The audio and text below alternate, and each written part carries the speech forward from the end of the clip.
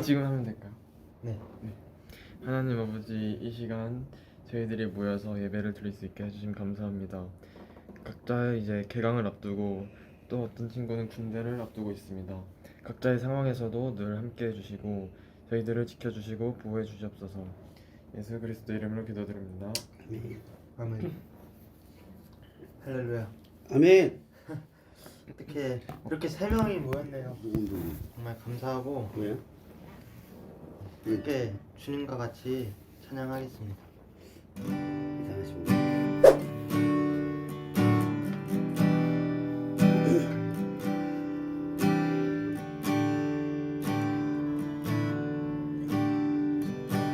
주님과 같이 주님과 같이 내 마음 만지는 분은 없네. 오랜 세월 찾아 나아갔네.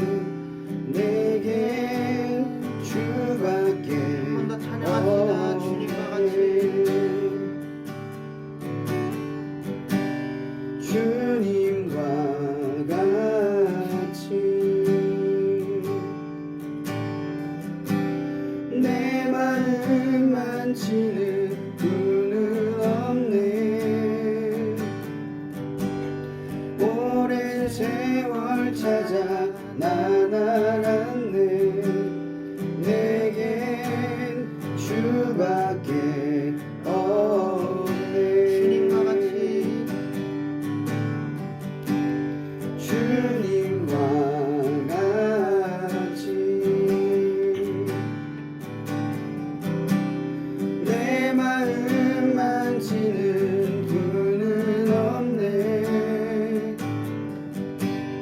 오랜 세월 찾아 나아갔네.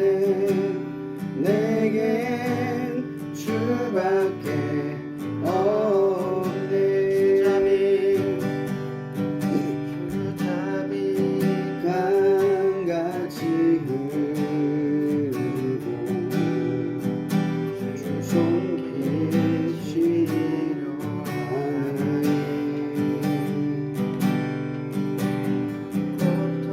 고통받는 자녀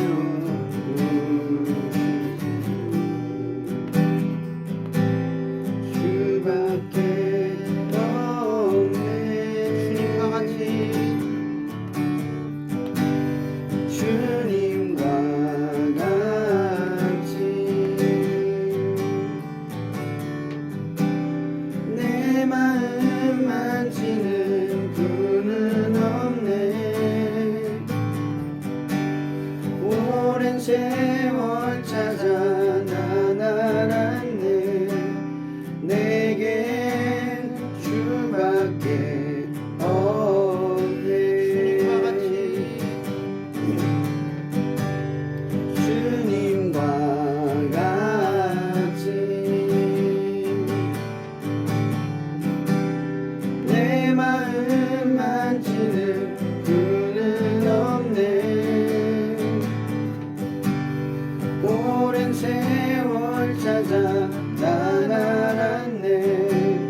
내겐 주밖에 한 번 더 고백합시다. 주님과 같이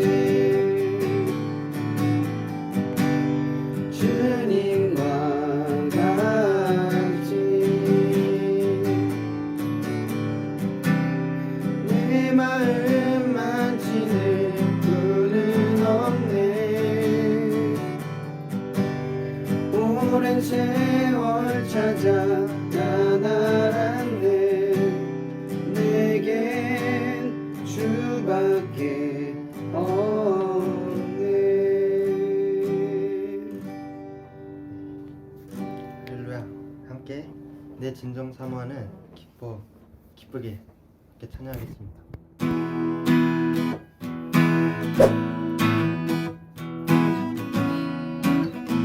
내 진정 사모하는 진정 사모하는 친구가 되시는 우주 예수님은 아름다워라.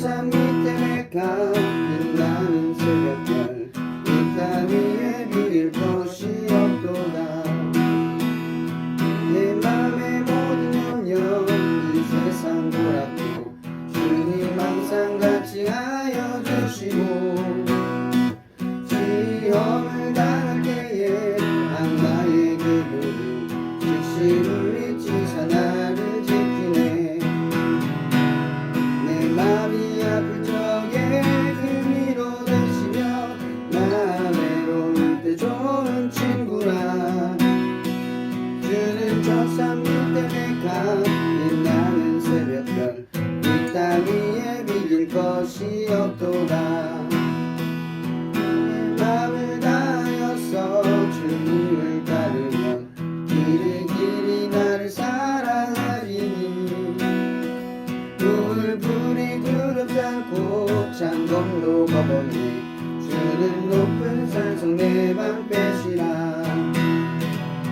내 맘이 아플 적에 그 위로 되시며 나 외로울 때 좋은 친구라 주는 저 산 밑에 백합 빛나는 새벽별 이 땅 위에 비길 것이 맘이 아플 적에 없도다 내 맘이 아플 적에 그 위로 되시며 나 외로울 때 좋은 친구라 주는 저 산 밑에 백합 빛나는 새벽별 이 땅 위에 비길 것이 없도다 주는 저 산 밑에 백합 빛나는 새벽별 이 땅 위에 비길 것이 없도다 주는 저 산 밑에 백합 빛나는 새벽별 이 땅 위에 비길 것이 없도다 주는 저 산 밑에 백합 빛나는 새벽별 이 땅 위에 비길 한 번 더 찬양합시다. 주는 저 산 밑에 백합 빛나는 새벽별 이 땅 위에 비길 것이 없도다 할렐루야. 혼자서 하니까 쉽지 않네요. 이게 혼자 기타 치면서 멘트까지 하려니까 연단시킬 수 있습니다. 네, 정말 내가 아플 때 또한 내 고통을 알아주시고 항상 함께 하시는 주님을 항상 삶에서 예배하고 정말 주님과 동행하는 삶을 살기 원하며 주님을 예배하는 것 함께 찬양하겠습니다.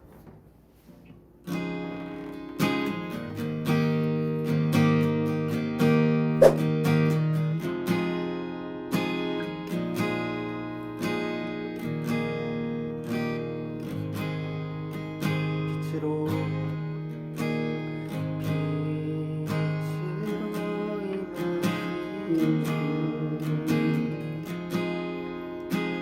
나의 어둠을 비추시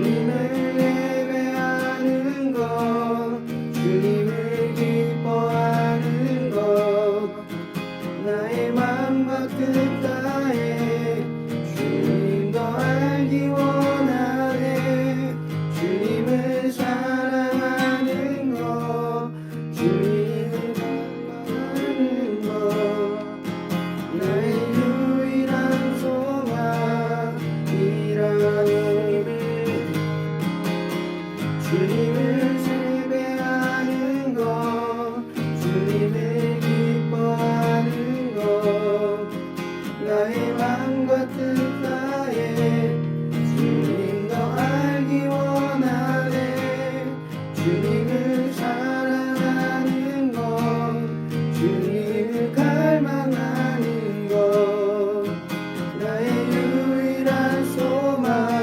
우리 한 번 더 고백합시다. 주님을 예배하는 것, 주님을 예배하는 것, 주님을 기뻐하는 것, 나의 마음과 뜻 다해 주님 더 알기 원하네. 주님을 사랑하는 것, 주님을 갈망하는 것, 나의 유일한 소망이라.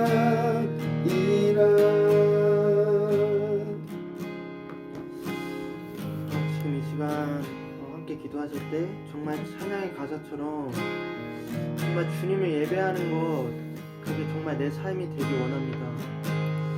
정말 주님께서 내 삶을 주관하시고 주님 뜻대로 살아갈 수 있게 주님 하루하루 저를 붙들어 주소서. 그렇게 먼저 첫 번째로 기도하셨으면 좋겠습니다. 그리고 두 번째로는 이제 말씀을 전하시는 목사님께도 항상 정말 주님 함께 하시고 날마다 새 힘 주셔서 지치지 않게 하시고 정말 주님의 사역 감당할 때 정말 주님의 힘으로 정말 사역하는데 하나님 아버지 주님 함께 해주셔서 그렇게 기도해 주시고, 마지막으로는 이제 말씀을 들을 때 정말 그 말씀을 가지고 저희가 오늘 하루를 살아가고 또한 한 주간을 살아갈 때 정말 그 말씀으로 그 말씀 붙들고 주님과 함께 살아갈 수 있게 그렇게 총 세 가지 주여 한번 부르짖고 기도하겠습니다. 주여, 주님 하나님 아버지 앞에 나왔습니다. 주님 정말 찬양의 가사처럼 주와 동행하기 원합니다. 주님 함께 해주시옵소서. 하나님 아버지 정말 주님을 예배하는 것, 주님을 사랑하는 것, 그게 내 삶의 전부가 되기 원합니다. 주님 함께 해주시옵소서. 하나님 아버지 저희 사랑하는 목사님, 하나님 아버지 기억해 주시옵소서. 정말 주님께서 항상 함께 해주시옵소서. 정말 피곤치 않게 하시고 정말 성령님 함께 해주시옵소서. 이들이 살아갈 때 정말 하나님을 향한 그 주님께서 목적과 주시는 힘으로 목표를 하나님 아버지 잃어버리지 살아갈 수 않고 있게 해주시옵소서. 하나님 앞에 붙들리는 삶이 될 수 하나님 있게 아버지 도와주시옵소서. 말씀을 들을 때 하나님 우리의 하나님 영혼을 아버지 이 소생해 말씀이 주시고 날마다 하나님의 사랑과 은혜 안으로 나아갈 수 있게 좀 말씀을 통해서 도와주시옵소서. 하루하루 살아갈 수 있게 우리는 하나님 너무나 아버지 부족하고 도와주옵소서. 연약하지만 하나님의 은혜와 부흥을 간절히 바라고 구합니다. 하나님 아버지 하나님 우리는 정말 아무것도 아닙니다. 죄인에 불과하고 아무것도 아닙니다. 하나님이 아니면 아무것도 아닙니다. 날마다 이 마음을 잃어버리지 않고 내가 어디로 가든지 주로 인하여 특별함을 경험하고 주로 인하여 특별한 길을 걷게 되고 주로 인하여 특별한 삶을 살아갈 수 있는 당신의 거룩한 자녀가 될 수 있도록 인도하여 주시옵소서. 사랑해 주님 감사합니다. 이 시간도 저희가 하나님 앞에 약속을 정하여 나옵니다. 하나님 이렇게 우리가 시간을 정하여 나올 때 하나님께서는 그 시간을 정하여 나온 우리들을 통하여 우리의 삶 가운데 개입하시고 나타나 역사하시는 줄 믿습니다. 우리가 수많은 시간을 나를 위해 살아가지만 하나님 우리가 이렇게 작은 믿음을 가지고 너무 연약함을 가지고 삶에 정말 부분조차도 안 되는 이 짧은 시간을 주님 앞에 내어드립니다. 이 시간을 내어드림으로써 우리는 구합니다. 당신의 긍휼과 인자하심이 이 자리를 충만케 하여 주시옵소서. 너무나 부족하고 연약한 자리이지만 하나님의 사랑으로 우리를 덮어주시고 우리를 안아주시고 우리에게 하나님으로 충분한 삶을 누리는 그 축복을 허락하여 주시옵소서. 모든 것을 주님께 의탁합니다. 예수님의 이름으로 감사하며 기도합니다. 아멘. 오늘 말씀은 제가 올려드렸죠. 믿음은 가능성을 여는 문이라는 주제를 가지고 믿음은 가능성을 여는 문이라는 주제를 가지고 순종이라는 주제를 가지고 말씀을 나누려고 합니다. 원래 11장 전체를 읽고 싶었는데 나중에 참고해 보시고 1에서 3절을 제가 나눠드릴 테니까 1에서 3절을 한 절씩 그냥 교독해서 읽어볼게요. 제가 먼저 읽겠습니다. 믿음은 바라는 것들의 실상이요 보이지 않는 것들의 증거니 선진들이 이로써 증거를 얻었느니라. 믿음으로 모든 세계가 하나님의 말씀으로 지어진 줄을 우리가 아나니 보이는 것은 나타난 것으로 말미암아 된 것이 아니니라. 아멘. 이런 믿음은 여러분 눈으로 볼 수 있는 건가요? 아니요. 사랑 눈으로 볼 수 있나요? 아니면 돈 눈으로 볼 수 있지만 돈의 흐름이나 돈의 의미 이런 것들은 눈으로 담을 수가 없죠. 삶을 움직이는 대부분의 것들은 사실 눈으로 보이거나 그 실체를 헤아리기가 어려워요. 이런 돈을 어떻게 사용해야 한다. 수많은 책들이 있죠. 돈을 어떻게 벌어야 한다. 수많은 방법들을 나열한 책들이 있어요. 근데 정석이 있을까요? 어떤 시대에는 부동산이 돈을 버는 기회의 문이 될 때가 있고 어떤 시대에는 주식이 어떤 시대에는 코인이 이렇게 될 때가 있어요. 만약 어떠한 방법 돈을 버는 한 방법이 시대를 불문하고 정답이 될 확률은 거의 없죠. 복고 시대로 이렇게 돌아올 수 있을 거예요. 레트로 감성으로는. 마찬가지로 사랑도 그래요. 부모가 나를 사랑합니다. 아니면 여러분들이 어떤 연인을 사랑합니다. 무엇이 사랑일까? 우리는 사랑하면서도 고민하죠. 내가 지금 사랑하는 게 맞을까? 이게 사랑이 맞을까? 내가 하고 있는 사랑의 방법이 옳을까? 나는 사랑을 잘 아는 걸 있는 걸까?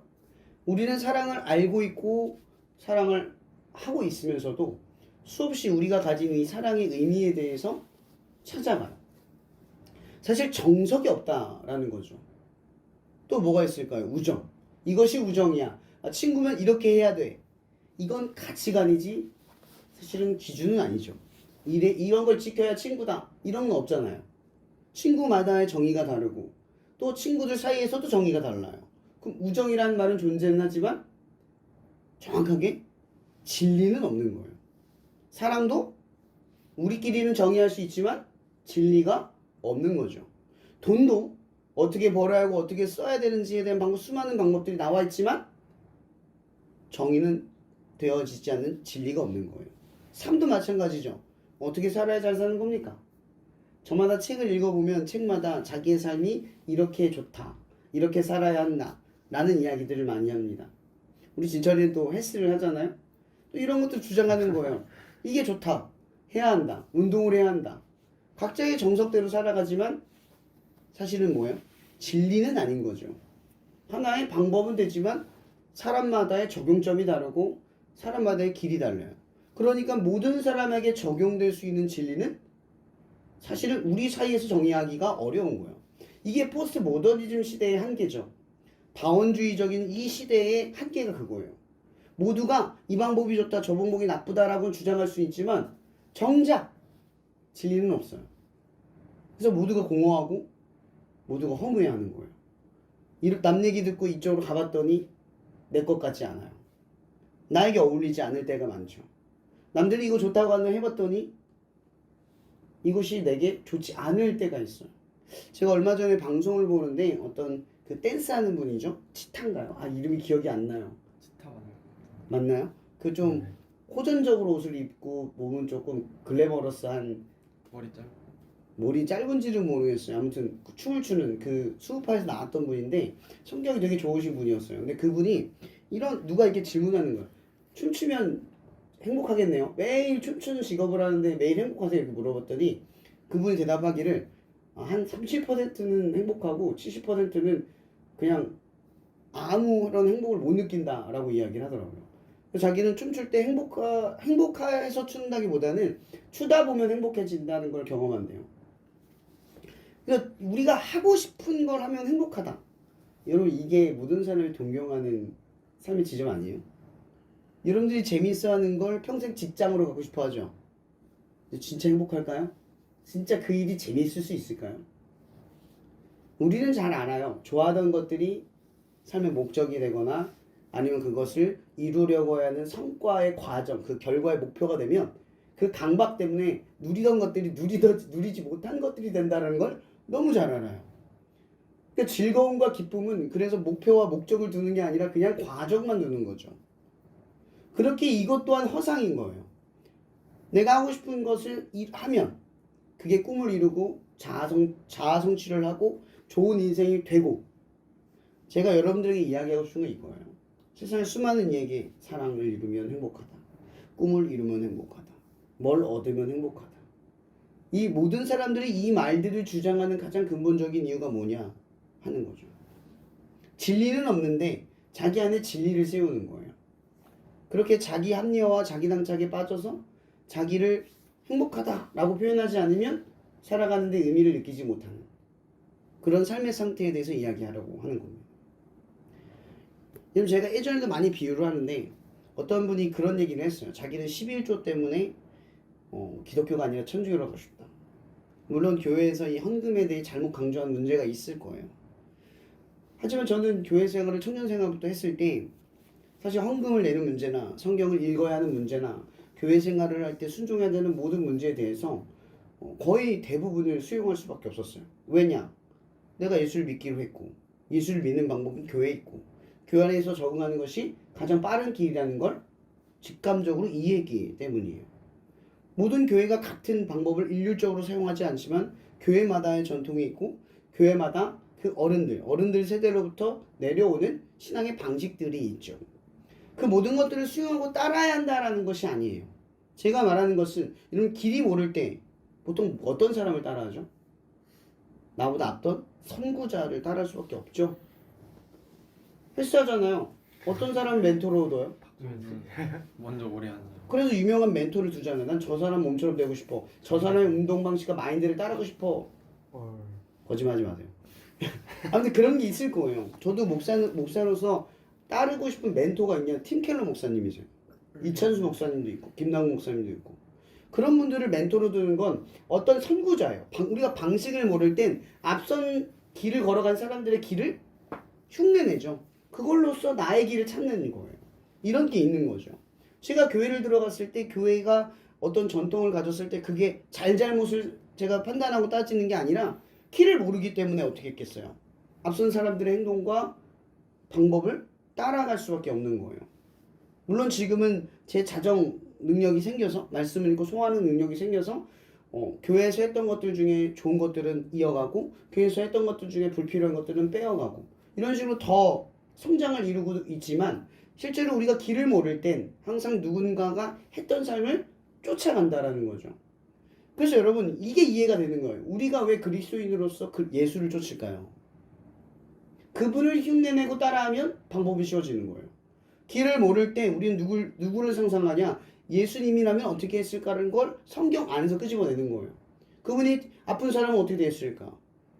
길에 있는 불쌍한 사람은 어떻게 됐을까? 그분이 감정이 치솟아 올랐을 때 어떻게 말하고 어떻게 행동하셨길 바랬을까? 어떻게 하나님의 원하는 지점들을 찾아가고 선택하고 자기를 억누르고 나타내지 않고 하나님 말씀대로 살 수 있었을까를 떠올린다라는 거죠. 그래서 예수님은 자기 자신에 대해서 이런 말을 하는 거예요. 나는 길이요 진리요 생명이다 라는 표현을 할 수 있는 거죠. 누구를 흉내내면 예수의 삶을 흉내내면 진리 안에 들어갈 수 있는 거예요. 적어도 성경은 글로 되어 있죠.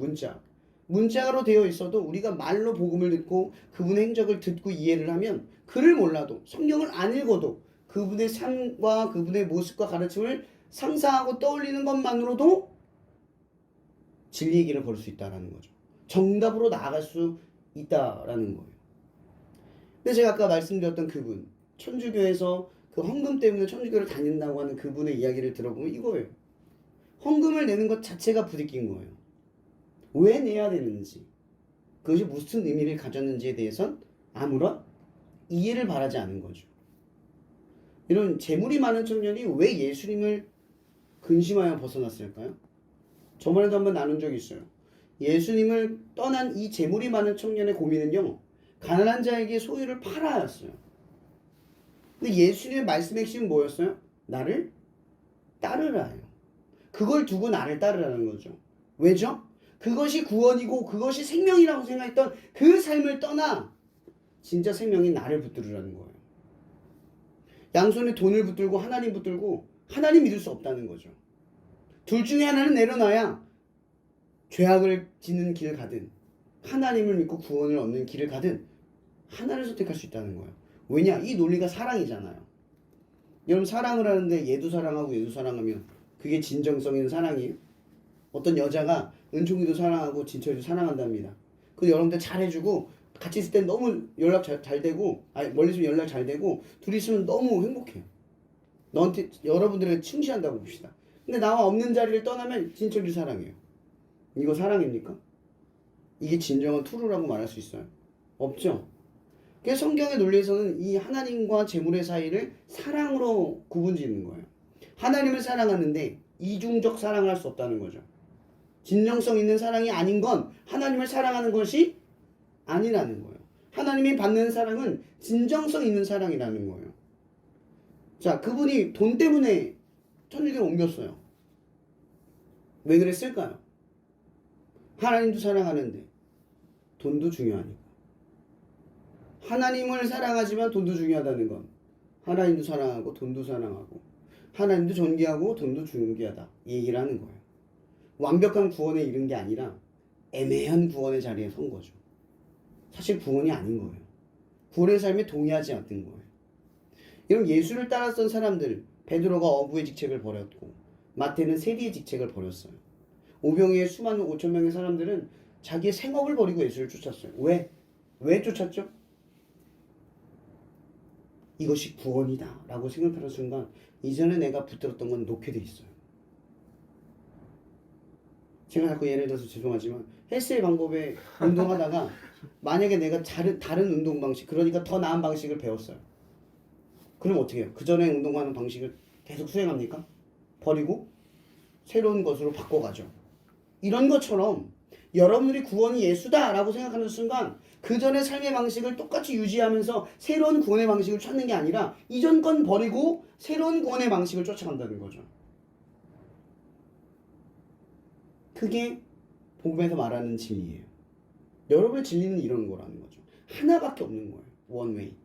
다른 게 있는 게 아니에요. 근데 이분이 말하는 그 구원은 뭐예요? 여러 가지의 구원의 방식이 있다 생각하는 거예요. 돈도 사랑하고 하나님도 믿을 수 있다. 헌금을 내지 않고도 하나님을 사랑할 수 있다. 사랑하는 것일 수 있다. 더 좋은 신앙을 누릴 수 있다라고 생각을 하는 거죠. 제가 돈과 하나님을 비교해서 너무나 죄송해요. 여러분 제가 청년 생활하면서 늘 감사했던 게 있어요. 그때 어떻게 내가 이 모든 걸 받아들였을 수 있었을까? 머릿속에 딱 하나 있어요. 저는 신용불량자였고 집도 없었고 희망이 없었어요. 오직 예수를 믿는 것 외에는 길을 찾지 못했어요. 그것이 전부가 되니까 내가 한 달에 80만 원을 벌고 일주일에 한 달에 2번을 쉬어요. 하루엔 12시간씩 일했어요. 한 달에 돈을 버는 건 10만 원 정도밖에 나를 위해 쓰지도 않았어요. 먹을 건 다 식당에서 해결했고 옷은 추리닝 한 벌 가지고 속옷만 바꿔 입었죠. 그렇게 1년 반개월을 버티면서 신앙생활을 했어요. 근데 11조도 했어요. 헌금도 했어요. 그냥 자랑하려고 하는 게 아니라 제가 그때 배운 게 있어요. 첫 번째, 인생은 계획대로 되지 않는다는 거죠. 하나님은 항상 우리의 계획을 뛰어넘는 그 무언가를 계획해요. 그게 바로 믿음이라는 가능성이라는 거죠. 제가 그때 잠깐 예를 들면 저 한 달에 그때 50만 원씩 저금을 했어요. 1년 반개월 했으니까 얼마입니까? 한 800 정도 될 거예요. 근데 제가 그때 갚아야 할 빚이 2천만 원이 넘었어요. 참 희한하게도요. 그때 50만 원씩 넣어서 80만 원 벌었다 했잖아요. 한 달에. 그럼 보통 여러분 생각해 보세요. 1년 반개월을 벌면 많이 벌어야 1,000만 원 못 벌어요. 아무리 저는 악착같이 살았지만. 근데 50만 원씩 벌어서 반도 안 되는 돈을 벌어야 되는데 그때 하나님께서 길을 예비하셔서 펀드나 이런 데에 넣은 적이 있었어요. 근데 2배가 된 거예요. 1,200만 원이 돼버린 거죠. 저 너무 놀랐어요.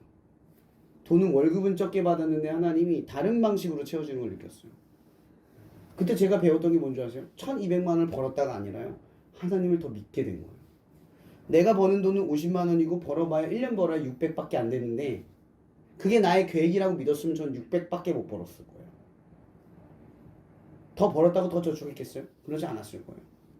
근데 하나님을 믿고 내가 가진 것을 드리고 그 믿음의 행동들을 하면서 하나님이 2배로 불려주는 것을 경험할 때 느꼈던 건 하나님의 방식이 있구나 라는 거였고 세상의 방식을 뛰어넘는 하나님의 가능성의 문이 있구나라는 거였어요. 여러분 믿는다라는 게 뭔지 아세요? 순종하는 거예요. 하나님의 방식을 따라가는 거죠. 나는 이해할 수 없고요. 나는 그 방식, 그 길이 납득되기가 어려워요. 근데 믿음을 갖고 그 길을 차곡차곡 순종해서 걸어가다 보면 저와 같은 이 짧은 인생이지만 1년 반개월밖에 안 되는 이 경험에서 이야기하는 것밖에 안 되지만 이런 일들을 우리가 배우게 된다는 거예요. 여러분 믿음을 배우게 된다는 게 뭔지 아세요? 여러분 믿음을 배우면 그 정도 믿음으로 끝나는 게 아니라 더 큰 믿음으로 도전하게 돼요. 더 많은 걸 시도하게 된다는 거죠. 저도 그 이후로 삶이 달라졌어요. 그때 제가 청년부에 200만 원, 300만 원씩 썼어요. 빚을 다 갚고 돈도 벌면서. 청년 생활 제가 월급보다 더 많은 돈을 교회에 헌신을 했어요. 안 채워질 줄 알았어요. 근데 쓴 만큼 채워지는 걸 경험했어요. 그러면서 제게 사라졌던 게 뭐냐? 재정에 대한 완전한 경제의 자유를 누리지 못했지만 돈에 대한 압박과 두려움이 어느 정도 사라지는 걸 느꼈어요. 지금도 여러분들과 사역을 벌써 8년째 하고 있잖아요. 전 8년째 사역하면서 정말 가장 행복한 지점이 뭔지 아세요? 매월 카드빚을 쓰고 갚지만 일할 수 있는 길과 또 그때에 따라 들어오는 후원들을 통해서 재정의 문제가 해결되는 기적들을 매달 8년째 경험하고 있어요. 정말 저는 이게 너무 감사해요. 아굴의 잠언처럼 정말 그 기도가 차곡차곡 이루어지고 있어요. 일용할 양식을 따라 살아가면서 하나님이 나의 삶을 이 광야 속에서 친밀하게 이루어 가신다는 걸 매 순간 경험하게 돼요. 이러니 믿지 않을 수가 없는 상황이 벌어져요. 처음 제가 바라크 집회를 했을 때 여러분 저는 제가 바라크 집회를 한 게 아니에요. 나무가 한 거죠. 나무가 처음 바라크 집회를 계획하고 했을 때 그게 상식의 눈으로는 보이는 길이었나요? 전혀 아니었어요. 저조차도 그렇게 많은 사람이 올 거라 생각하지 않았고 작은 자리였기 때문에 내가 이렇게 하겠다라고 말했던 거였어요. 전 상식의 눈으로 바라봤어요. 근데 나무는 믿음의 눈으로 바라본 거예요. 힘들지만. 여러분 이게 제가 이야기하고 싶은 핵심이에요. 상식의 눈으로 바라보면 늘 우리의 계획과 가진 것에서 판단하게 될 거예요. 근데 믿음의 눈으로 바라보면 여러분의 가진 것은 상관없어요. 내가 처한 현실이 상관이 없어요. 하나님이 하실 것을만 바라보는 거예요. 여러분 이 11장에서는 믿음은 바라는 것들의 증거고 바라는 것들의 실상이 보이지 않는 게 증거라고 얘기해요. 이게 무슨 얘기예요? 믿음은 실제적으로 보이지도 않고 느끼지도 않지만 역사한다는 거예요. 여러분의 삶에 역사하고 있다는 거예요. 우리는 그걸 잊고 살아가지만 역사예요. 이런 이 출애굽한 이스라엘이 수없이 하나님의 영광과 역사를 광야의 땅에서 경험했죠. 그들의 삶과 질은 바뀌지 않았지만 그들이 그곳에서 경험한 건 저와 똑같은 거였어요. 하나님이 함께 하신다. 물론 광야이기 때문에 순간 얻었던 것들이 이뤄지면 다시 나락으로 떨어질 수밖에 없는 이 광야의 길이기 때문에 늘 이 연약함에 시달려야 했지만 그 시달리는 상황 때문에 하나님을 의지하고 하나님을 쳐다보고 하나님을 바라볼 수 없게 만드는 그런 삶의 처지로 그들이 날마다 초대받고 있었다는 거죠. 그들이 매 순간 뭘 경험해요?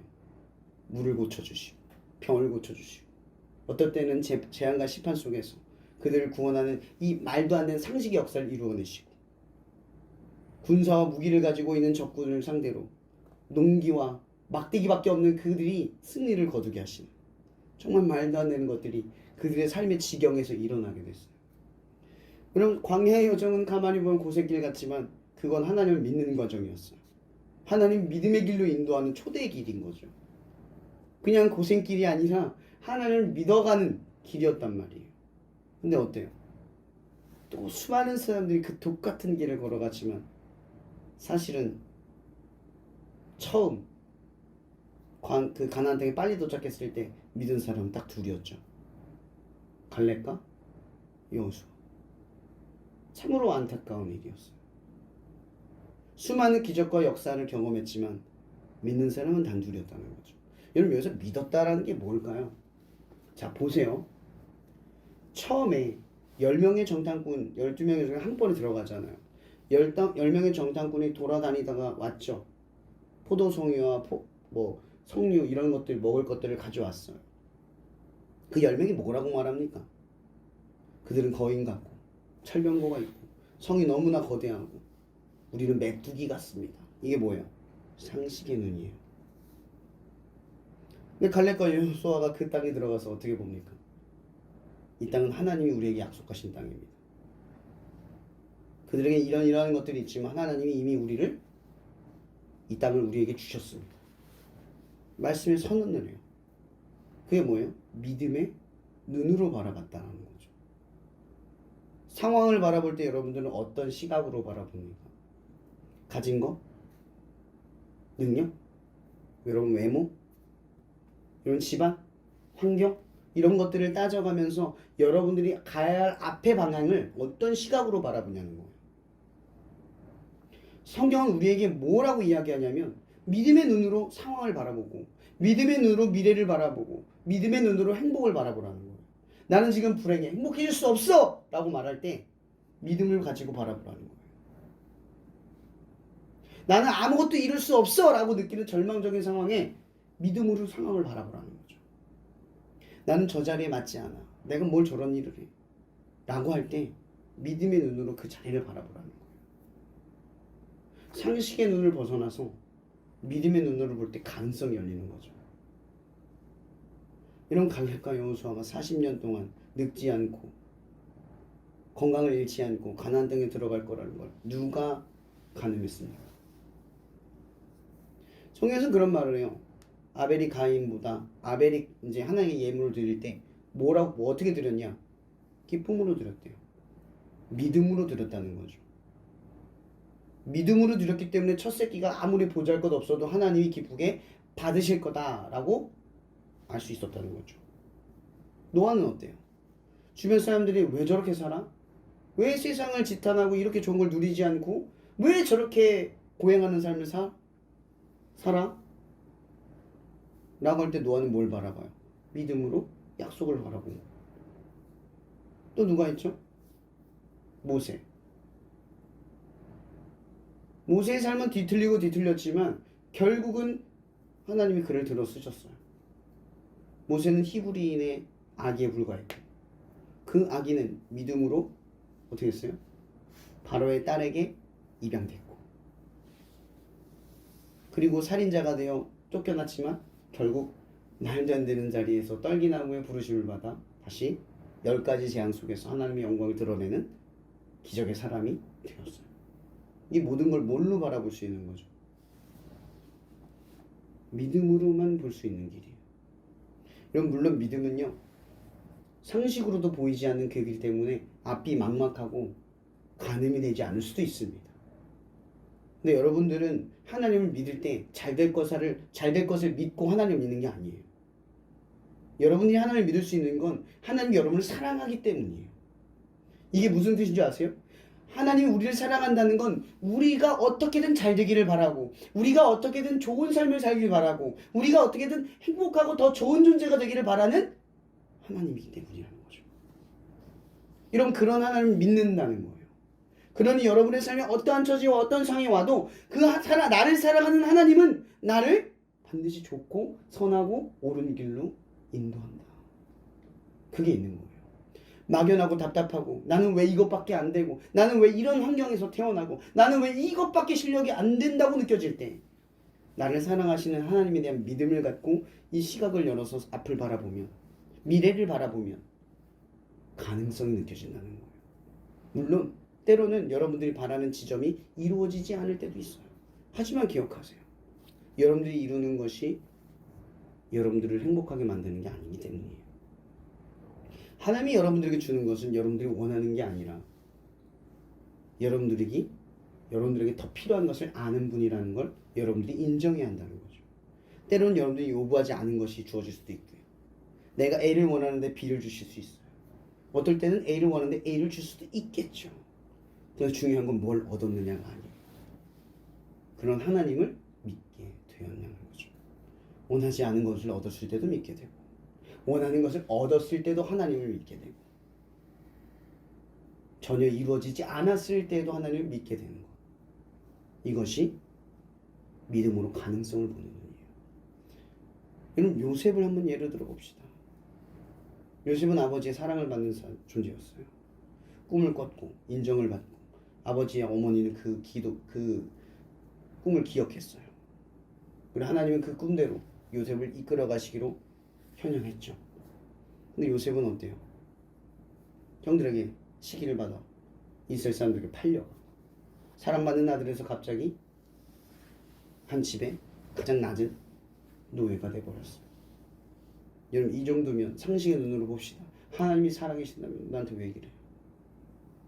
포기하는 게 정상 아닌가요? 여러분의 인생이 이런 처지라면 포기하는 게 정상 아닌가요? 집에서는 사랑받고 너무 잘 컸는데 세상 나오니까 아무것도 아니거든. 쟤는 나보다 더 좋은 환경에서 태어났네. 쟤는 나보다 돈이 더 많네. 쟤는 또 나보다 재능이 많네. 그런 환경에 처하지 않았어요? 그럼 포기하는 게 정상이죠, 상식의 눈으로. 근데 어때요? 요새는 포기하지 않아요. 무엇이 그를 포기하지 않게 만들었을까요? 또 열심히 일했죠. 근데 그 잘생긴 외모와 재능 때문에 어떤 일을 겪어요? 바로의 보디발 장군의 아내가 유혹을 하는 바람에 가는 죄로 감옥에 들어가요. 그렇게 충성, 헌신, 봉사를 했는데 능력이 출중한데 워낙 일을 잘했으면 늦게 들어온 종이 가정 총무가 될 정도로 인정을 받았는데, 여러분 생각해 보세요. 가정 총무의 정도의 삶을 살 뻔했어요, 요셉. 거기서 머물렀다면, 자기가 원하는 것을 이루었다면 요셉의 인생은 보디발 장군의 가정 총무가 끝이었어요. 근데 어때요? 감옥에 들어간 것이 전혀 이해가 되지 않아요. 들어갔어요.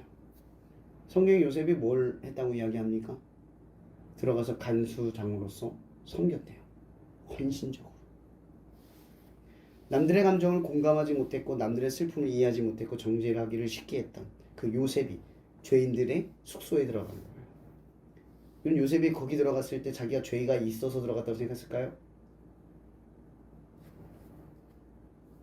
죄가 있다 하여도 여기 들어올 만큼 큰 죄라고 생각하기는 어렵지 않았을까요? 억울한 감정에 휩싸여서 그 상황을 상식적인 눈으로 바라보고 난 이제 끝났어 하면 그가 앞으로 어떻게 행동해야 될 것을 결정하거나 나아갈 수 있었을까요? 없었겠죠.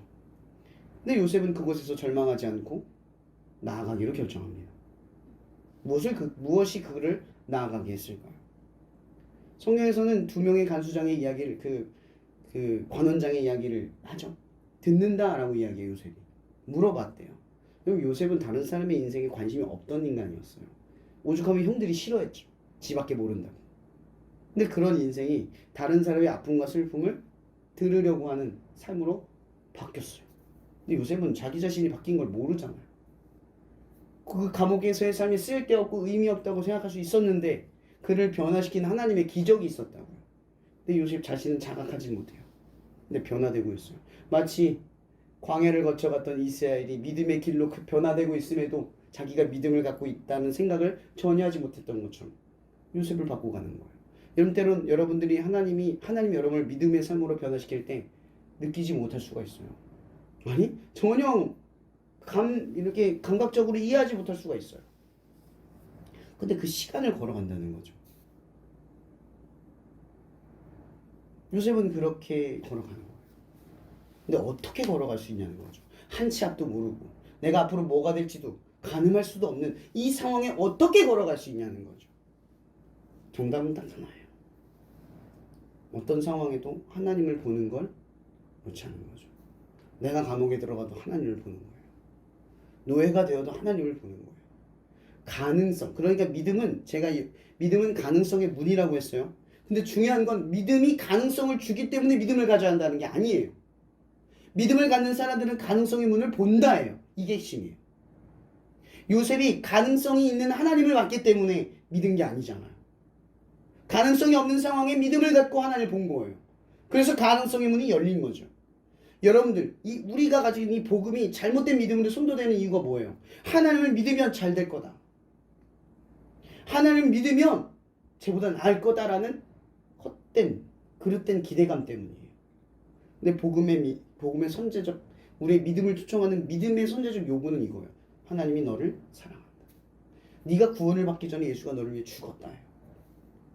그래서 요한 1서에서 뭐라고 말해요? 하나님이 너희보다 먼저 사랑하사. 너희가 먼저 사랑한 게 아니래요. 하나님이 우리보다 항상 앞서가 있어요. 그래서 믿음의 선진의 이야기를 히브리서 11장에서 담고 있는 거예요. 왜 선진의 이야기를 담고 있을까요? 이것들이 수많은 믿음의 역사이고 믿음이 없는 사람들은 뭐예요? 앞으로 믿음의 선지자를 걸어갔던 선진들의 이야기를 들음으로써 너희도 그 길을 동참하여 경험하라는 거예요. 경험에 초대인 거죠. 상식의 초대가 아니에요. 믿음은 상식의 이야기가 아니에요. 그러나 믿음은 더 큰 상식에 대한 이야기를 하고 있는 거죠. 오늘 3절에 뭐라고 되어 있어요? 3절 누가 한번 읽어주세요. 믿음으로 모든 세계가 하나님의 말씀으로 지어진 줄을 우리가 아나니 보이는 것은 나타난 것으로 말미암아 된 것이 아니니라. 자 보세요. 핸드폰 눈에 보이니까 핸드폰이라고 하죠. 근데 성경에서 말하는 건 이거예요. 보이지 않는 것을 믿는 거예요. 뭘로써 믿어요? 말씀으로. 말씀이 삶에 경험되는 것으로 믿게 되는 거예요. 아 이거 하나님 지은 게 맞구나. 여러분의 삶에 말씀이 현현하고 역사하고 실체하여서 말씀대로 했더니 됐다. 근데 그걸 믿어보니까 뭐고 보여요. 점점 세상이 말씀으로 지어졌구나. 목적하에 지어졌구나. 세세한 모든 것들이 하나님의 손길과 터치와 목적으로 느껴져요. 그럼 내 삶도 특별해지고 내 삶의 의미와 내 삶이 살아야 할 방향도 분명해지는 거예요. 이게 뭐예요? 믿음이라는 거죠. 여러분들이 이게 이런 것들이 생기는 거예요. 근데 여러분들이 끝으로 이 얘기만 하고 싶어요. 순종. 여러분 얼마나 순종하고 살아가세요? 여러분 믿음은 순종이에요. 납득될 수 없는 상황이 납득되지 않는 그 상식이 우리가 순종하는 거예요. 오늘 제가 차에서 얘기했잖아요. 나에게 무례하게 되는 사람. 전에는 무례하지 않아도 나에게 시건방지게 대하거나 말투가 좀 안 좋거나 나를 무시하는 말만 해도 저는 불끈하고 일어났어요. 근데 저는 어느새 일을 하다가 이 정도까지 참는 사람이 됐어요. 근데 저는 인성이 좋거나 참을성이 더 좋아진 게 아니에요. 그 상황에 대한 하나님을 조금 더 믿게 된 거죠. 하나님의 오르신이 더 순종하는 길을 선택해 봤어요. 그랬더니 좋은 일이 일어났고 그래서 더 순종하는 마음이 생겨나기 시작하더라고요. 여러분들에게도 마찬가지예요. 하나님의 역사는 순종에서만 일어나요. 순종하려고 할 때 일어나요. 물론 사람의 말에 순종하라는 말이 아니에요. 성경이 뭐라고 말해요? 사람에게 하듯하지 말고 주께 하듯 하라. 이게 무슨 의미죠? 사람에게 순종할 때 사람을 보고 하는 게 아니라 하나님을 보고 내 의지를 꺾어서 순종하라는 거예요. 그게 믿음 생활이라는 거죠. 저는 사실 아직도 그게 안 돼서 날마다 회개하고 제 자신의 부족함에 밤마다 침통하고 눈물이 나요. 왜 이것밖에 안 되지? 요즘은 주변 사람들에게 많이 행복해 보이세요. 그래서 행복을 말하면 속으로 그런 생각이 들어요. 지금 내가 당장 행복을 주장한들 이 행복이 얼마나 쉽게 깨질지를 알아요. 중요한 건 행복이 아니라 그 행복을 주시는 하나님에 대한 믿음인 거예요. 이 행복이 내가 지금 뭘 잘하기 때문에 행복한 게 아니잖아요. 그러니까 자랑할 것도 없고 주장할 것도 없어요. 나는 지금 하나님 때문에 행복한 거거든요. 근데 이 행복은 뭔가를 얻어서 잘 돼서 행복한 게 아니라 공장을 가져와도 피곤해도 그래도 행복한 거예요. 결국 믿음을 가지면 여러분 진짜 행복이 뭔지 알게 돼요. 행복은 하나님입니다. 그분 자체가 행복이세요. 그분을 제대로 믿게 되면 우리가 행복을 추구하지 않아도 저것만 있으면 행복할 것 같아. 이것만 이루면 행복할 것 같아. 하지 않아요. 이미 행복해요. 그래서 나머지는 선물이 돼요. 길을 가다가 누가 내가 5만 원을 주시면 그 5만 원 때문에 기뻐할 수 있지만 이미 행복한 사람은 5만 원 주시면 더 행복할 뿐이에요. 5만 원 때문에 행복하지 않죠. 근데 만약 길을 걷다가 5만 원 주셨다 칩시다. 그것 때문에 행복해졌어요. 내가 갑자기 얻은 삶이 옵니다. 그거 내 거예요. 그럼 행복합니까? 바로 불행이 찾아오죠. 하나님이 주신 행복은 이런 행복이 아니에요. 누구도 빼앗을 수 없어요. 무엇으로도 무너지지 않아요. 이걸 얻기 위해 우리가 추구해야 될 건 뭐냐? 믿음이라는 거죠. 어떤 상황에도 믿음이 가능성을 여는 문이라는 사실을 이해한다는 거죠. 왜냐? 하나님은 세상을 지었거든요. 여러분 단순히 말씀에 순종하지만 하나님은 말씀으로 세상을 지었어요. 말씀이 가진 힘은, 우리가 말씀에 순종하는 것은 우리의 삶의 그냥 단층인 일부를 순종하고 살아가고 일부의 단순함, 별것 아닌 것에 대한 순종함이지만 그 순종이 세상을 지었다고요. 그 순종이 우리를 구원했다고요. 여러분이 하는 순종 작지 않아요. 중요한 건 그 순종이 여러분을 구원한다는 것이고 그 순종이 여러분들을 가능성의 길로 인도하는 거예요. 노력하십니까? 수고로우십니까? 힘드십니까? 믿음이라는 가능성의 문으로 들어오세요. 기도하고 말씀 보세요. 끝으로 이 말씀으로 마치고 싶어요. 저는 목사의 길을 들어왔지만 하나님 앞에 연단받는 몇 가지 중에 도전받은 것들이 있어요. 그건 뭐냐면 목적을 왜 이루려고 하는가의 질문이었어요. 제가 목사고시를 준비할 때 제가 교회에서 사역을 하지 않고 배려를 받고 오히려 옆에 있는 스터디 카페에서 공부를 할 수 있는 기회를 얻게 됐어요. 6학기 마지막을 다 쉬게 됐죠. 책을 공부해야 될 분량은 이 정도였고 내 아무리 계획을 짱구를 돌려도 이걸 다 할 수 없는 상황이었어요. 근데 하나님 몇 가지 감동을 주시는 거예요. 첫째, 교회 사역해라. 네가 왜 이 길을 걸어가는지를 기억해라.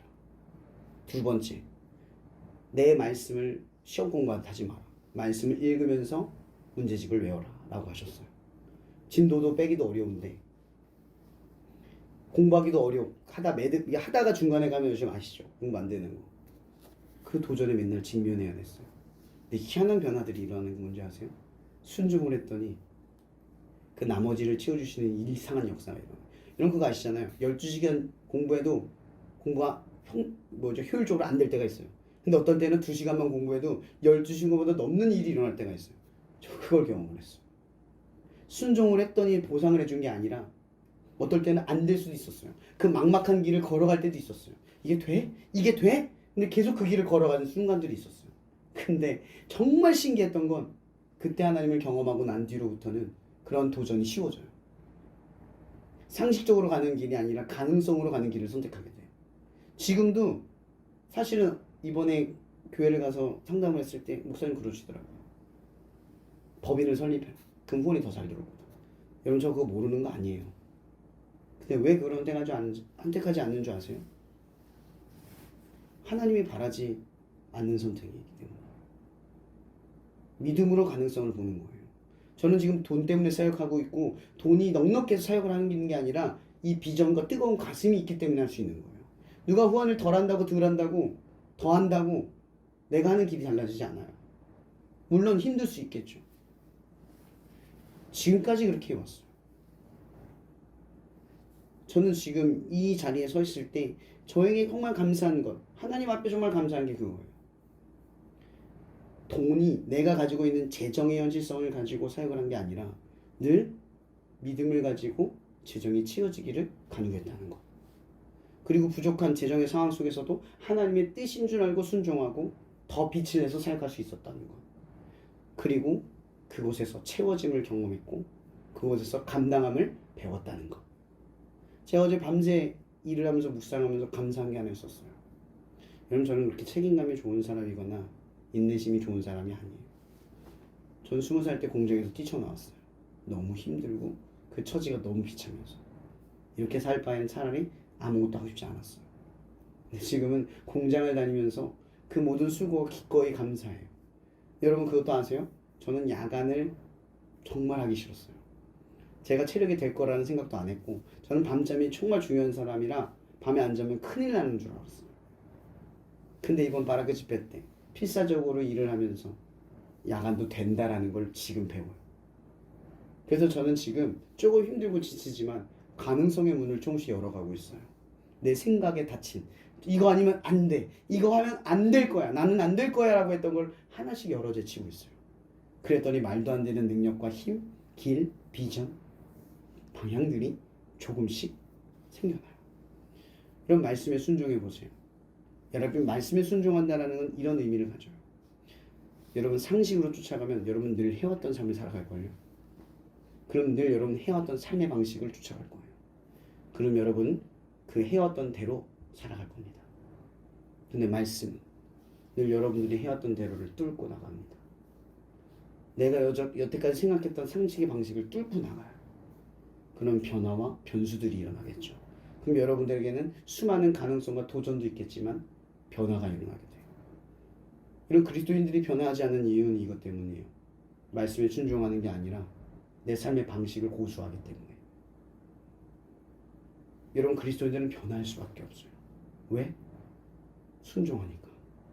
늘 말씀에 순종하려고 애쓰니까. 이게 변화의 출발점이에요. 여러분, 이걸 포기하지 마세요. 말씀은 변화의 출발점이자 믿음은 가능성의 문입니다.